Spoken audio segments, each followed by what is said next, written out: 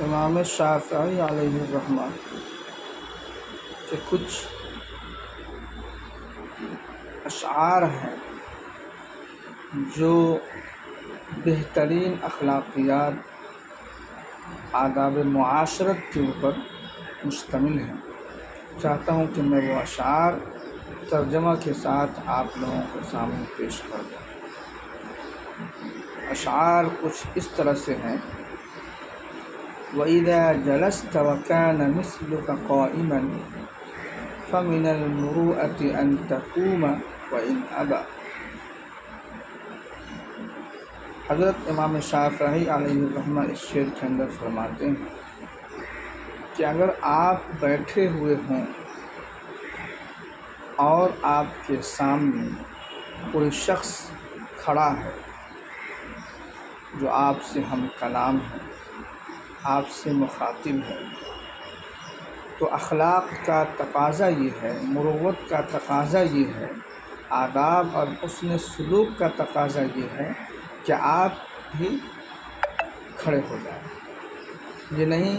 کہ سامنے والا تو کھڑا ہے اور آپ بالکل ٹیک لگا کر کے بیٹھ کر کے اس سے مخاطب ہیں، تو یہ انداز ادب کے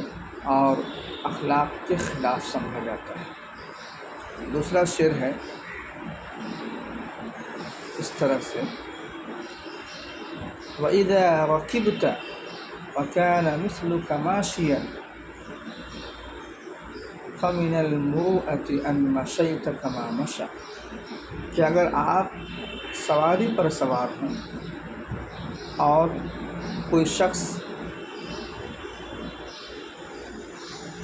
پیدل چل رہا ہے، تو اس وقت اخلاق کا اعلیٰ تقاضا تو یہ ہے کہ اگر آپ بھی سواری سے اتر کر کے اس کے ساتھ پیدل چلنے کی اہلیت رکھتے ہوں، پیدل چلنے میں کوئی دشواری نہ ہو، تو بہتر تو یہ ہے کہ آپ بھی سواری سے اتر جائیں اور سواری کو ہاتھ میں لیتے ہوئے پیدل چلنے لگیں۔ جیسے اگر مان لیں کہ آپ کے پاس آپ سائیکل پر سوار ہیں، یا یہ کہ آپ کسی جانور گھوڑے یا خچر پر سوار ہیں یا اونٹ پر سوار ہیں، اور نہیں تو کم سے کم اتنا تو ضرور ہونا چاہیے کہ آپ اپنی سواری کو اتنا آہستہ کر لیں کہ وہ پیدل چلنے والے شخص کو جو آپ کے ساتھ ساتھ چل رہا ہے اور آپ سے مخاطب ہے، آپ سے کچھ باتیں کرنا چاہ رہا ہے، اس کو آپ کے ساتھ دوڑنا نہیں پڑے۔ تیسرا شعر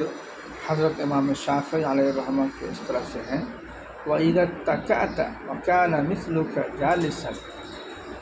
فَمِنَ الْمُرُوءَةِ أَن تُزِيلَ الْمُتَّكَأَ۔ کہ آپ ٹیک لگا کر کے بیٹھے ہوئے ہوں اور آپ کے سامنے کوئی شخص اصل ہیئت پر بالکل ٹیک لگائے بغیر بیٹھا ہوا ہے، تو اخلاق کا تقاضا، حسن معاشرت کا تقاضا، آداب کا تقاضا یہ ہے کہ آپ بھی ٹیک چھوڑ کر کے سیدھے ہو کر کے بیٹھ جائیں۔ یہ اشعار معاشرے میں اخلاق اور ادب اور بہترین حسن سلوک کو یہ ان اشعار کے اندر بیان کیا گیا ہے۔ بڑے چھوٹے کی تمیز